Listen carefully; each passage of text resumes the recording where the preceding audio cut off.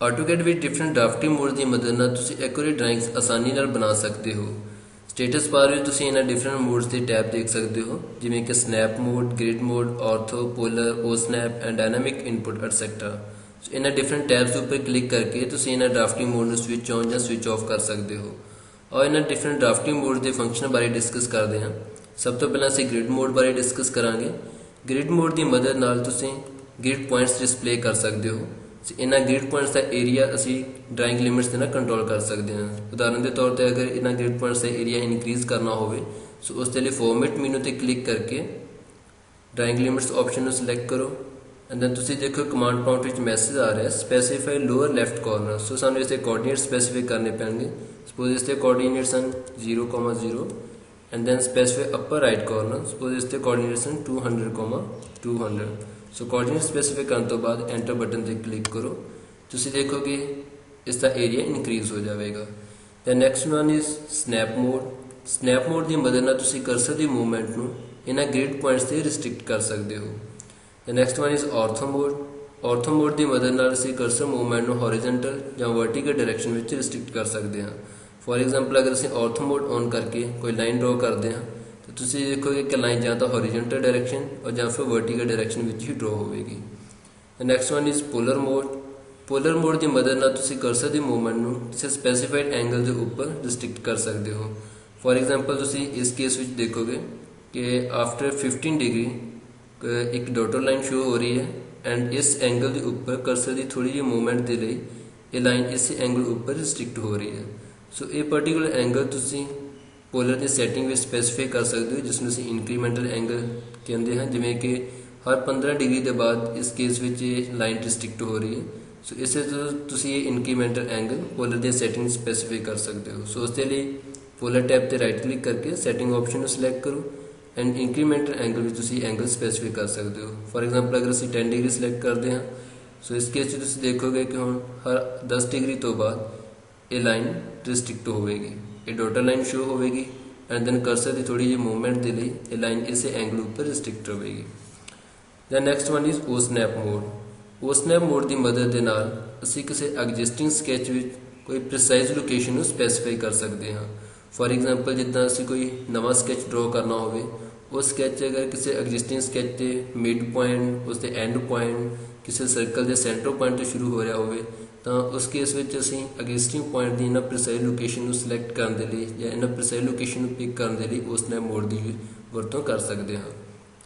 ਓ snap mode ਤੇ right click ਕਰਕੇ setting option ਤੇ ਕਲਿੱਕ ਕਰੋ। ਸੋ ਇੱਥੇ ਤੁਸੀਂ ਡਿਫਰੈਂਟ ਪੁਆਇੰਟਸ ਨੂੰ ਸਿਲੈਕਟ ਕਰ ਸਕਦੇ ਹੋ ਜਿਨ੍ਹਾਂ ਨੂੰ ਤੁਸੀਂ ਹਾਈਲਾਈਟ ਕਰਨਾ ਚਾਹੁੰਦੇ ਹੋ।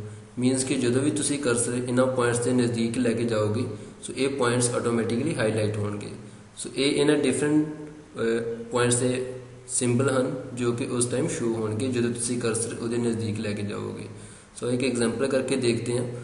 ਫੋਰ ਐਗਜ਼ਾਮਪਲ ਅਗਰ ਅਸੀਂ ਇੱਕ ਲਾਈਨ ਡਰਾ ਕਰਨੀ ਹੈ ਜੋ ਕਿ ਇਸ ਲਾਈਨ ਦੇ ਮਿਡ ਪੁਆਇੰਟ ਤੋਂ ਸਟਾਰਟ ਹੋ ਰਹੀ ਹੈ ਐਂਡ ਇਹ ਲਾਈਨ ਇਸ ਲਾਈਨ ਦੇ ਪਰਪੈਂਡੀਕੂਲਰ ਹੈ। ਸੋ ਉਸ ਕੇਸ ਵਿੱਚ ਅਸੀਂ ਲਾਈਨ ਕਮਾਂਡ ਸਿਲੈਕਟ ਕਰਾਂਗੇ ਐਂਡ ਦੈਨ ਜਦੋਂ ਤੁਸੀਂ ਕਰਸਰ ਇਸ ਦੇ ਮਿਡ ਪੁਆਇੰਟ ਦੇ ਨਜ਼ਦੀਕ ਲੈ ਕੇ ਜਾਓਗੇ ਤੁਸੀਂ ਦੇਖੋ ਆਟੋਮੈਟਿਕਲੀ ਇਹ ਮਿਡ ਪੁਆਇੰਟ ਦਾ ਸਿੰਬਲ ਸ਼ੋ ਹੋਵੇਗਾ। ਸੋ ਤੁਸੀਂ ਡਾਇਰੈਕਟਲੀ ਇਸ ਪੁਆਇੰਟ ਨੂੰ ਪਿਕ ਕਰ ਸਕਦੇ ਹੋ।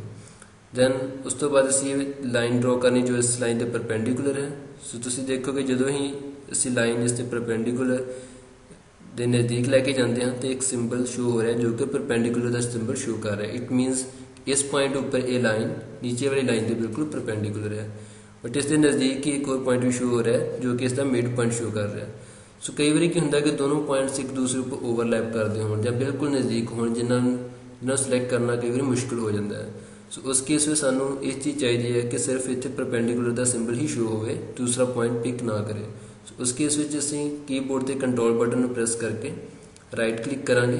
ਤੁਸੀਂ ਦੇਖੋ ਕਾਫੀ ਆਪਸ਼ਨਸ ਆ ਜਾਣਗੀਆਂ ਜਿਸ ਆਪਸ਼ਨ ਵਿੱਚ ਤੁਸੀਂ ਰਿਕੁਆਇਰਡ ਪੁਆਇੰਟ ਨੂੰ ਸਿਲੈਕਟ ਕਰ ਸਕਦੇ ਹੋ। ਜਿਵੇਂ ਕਿ ਸਾਨੂੰ ਪਰਪੈਂਡੀਕੂਲਰ ਦੀ ਜ਼ਰੂਰਤ ਹੈ, ਅਸੀਂ ਸਿਰਫ ਪਰਪੈਂਡੀਕੂਲਰ ਨੂੰ ਹੀ ਹਾਈਲਾਈਟ ਕਰਨਾ ਚਾਹੁੰਦੇ ਹਾਂ। ਸੋ ਪਰਪੈਂਡੀਕੂਲਰ ਆਪਸ਼ਨ ਨੂੰ ਸਿਲੈਕਟ ਕਰੋ। ਹੁਣ ਤੁਸੀਂ ਦੇਖੋਗੇ ਸਿਰਫ ਪਰਪੈਂਡੀਕੂਲਰ ਦਾ ਸਿੰਬਲ ਹੀ ਸ਼ੋ ਹੋਵੇਗਾ, ਮਿਡ ਪੁਆਇੰਟ ਦਾ ਸਿੰਬਲ ਸ਼ੋ ਨਹੀਂ ਹੋਵੇਗਾ। ਸੋ ਇਹ ਸਿਰਫ ਉਸੇ ਪੁਆਇੰਟ ਨੂੰ ਪਿਕ ਕਰੇਗਾ ਜਿੱਥੇ ਇਹ ਲਾਈਨ ਨੀਚੇ ਵਾਲੀ ਲਾਈਨ ਦੇ ਪਰਪੈਂਡੀਕੂਲਰ ਹੋਵੇਗੀ। ਸੋ ਇਸ ਤਰੀਕੇ ਨਾਲ ਤੁਸੀਂ ਹੋਰ ਵੀ ਆਸਾਨ ਬਣਾ ਸਕਦੇ ਹੋ। The next one is dynamic mode. Dynamic mode ਦੀ ਮਦਦ ਨਾਲ ਤੁਸੀਂ ਕਮਾਂਡ ਪ੍ਰੌਂਪਟ ਏਰੀਆ ਨੂੰ ਕਰਸਰ ਦੇ ਨਜ਼ਦੀਕ ਲੈ ਕੇ ਆ ਸਕਦੇ ਹੋ। ਫੋਰ ਐਗਜ਼ਾਮਪਲ ਤੁਸੀਂ ਦੇਖੋਗੇ ਅਗਰ ਅਸੀਂ ਕੋਈ ਆਬਜੈਕਟ ਡਰਾ ਕਰਦੇ ਹਾਂ ਤਾਂ ਜਿੰਨੀਆਂ ਵੀ ਆਪਸ਼ਨਸ ਕਮਾਂਡ ਪ੍ਰੌਂਪਟ ਵਿੱਚ ਆਉਂਦੀਆਂ ਹਨ ਉਹ ਸਾਰੀਆਂ ਕਰਸਰ ਦੇ ਬਿਲਕੁਲ ਨਜ਼ਦੀਕ ਆ ਰਹੀਆਂ ਹਨ। ਸੋ ਇਸ ਦੇ ਨਾਲ ਤੁਹਾਨੂੰ ਬਾਰ-ਬਾਰ ਕਮਾਂਡ ਪ੍ਰੌਂਪਟ ਵਿੱਚ ਦੇਖਣ ਦੀ ਜ਼ਰੂਰਤ ਨਹੀਂ ਪਵੇਗੀ, ਬਲਕਿ ਤੁਸੀਂ ਸਾਰਾ ਦਾ ਸਾਰਾ ਧਿਆਨ ਆਪਣੇ ਡਰਾਇੰਗ ਏਰੀਆ ਉੱਪਰ ਕੰਸਨਟਰੇਟ ਕਰ ਸਕਦੇ ਹੋ। ਫੋਰ ਐਗਜ਼ਾਮਪਲ ਅਗਰ ਅਸੀਂ ਇੱਕ ਲਾਈਨ ਡਰਾ ਕਰਦੇ ਹਾਂ, ਸੋ ਇਸ ਕੇਸ 'ਚ ਤੁਸੀਂ ਦੇਖੋਗੇ ਇੱਥੇ 3 ਪੈਰਾਮੀਟਰ ਸ਼ੋ ਹੋ ਰਹੇ ਹਨ। First one is length of line, second one is angle of line and third one is summit message. So ਇਹੀ ਚੀਜ਼ਾਂ ਤੁਹਾਡੇ ਕਮਾਂਡ ਪ੍ਰੌਂਪਟ ਵਿੱਚ ਸ਼ੋ ਹੁੰਦੀਆਂ ਹਨ। ਸੋ ਤੁਸੀਂ ਕਮਾਂਡ ਪ੍ਰੌਂਪਟ ਵਿੱਚ ਬਾਰ-ਬਾਰ ਦੇਖਣ ਦੀ ਬਜਾਏ ਸਾਰਾ ਧਿਆਨ ਇਸ ਉੱਪਰ ਕੰਸਨਟਰੇਟ ਕਰਕੇ ਆਪਣੀ ਵਰਕਿੰਗ ਸਪੀਡ ਨੂੰ ਇਨਕਰੀਜ਼ ਕਰ ਸਕਦੇ ਹੋ। ਸੋ ਇਸ ਡਿਫਰੈਂਟ ਪੈਰਾਮੀਟਰ ਨੂੰ ਐਂਟਰ ਕਰਨ ਦੇ ਲਈ ਤੁਸੀਂ ਦੇਖੋਗੇ ਕਿ ਇਹਨਾਂ ਤਿੰਨਾਂ ਵਿੱਚੋਂ ਇੱਕ ਪੈਰਾਮੀਟਰ ਹਾਈਲਾਈਟ ਹੋ ਰਿਹਾ ਹੈ ਔਰ ਐਡੀਟੇਬਲ ਹੈ।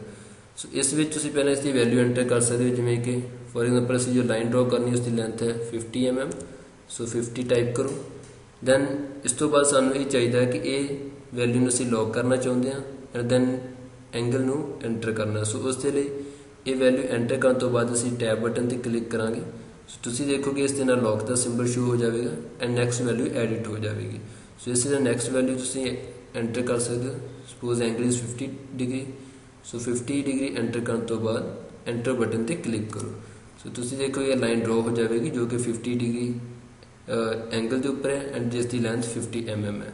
ਸੋ ਇਸ ਤਰੀਕੇ ਨਾਲ ਤੁਸੀਂ ਇਹਨਾਂ ਡਿਫਰੈਂਟ ਡਰਾਫਟਿੰਗ ਮੋਡ ਨੂੰ ਯੂਜ਼ ਕਰਕੇ ਆਪਣੀ ਡਰਾਇੰਗ ਦੀ ਸਪੀਡ ਔਰ ਆਪਣੇ ਐਕੂਰੇਟ ਡਰਾਇੰਗਸ ਆਸਾਨੀ ਨਾਲ ਬਣਾ ਸਕਦੇ ਹੋ।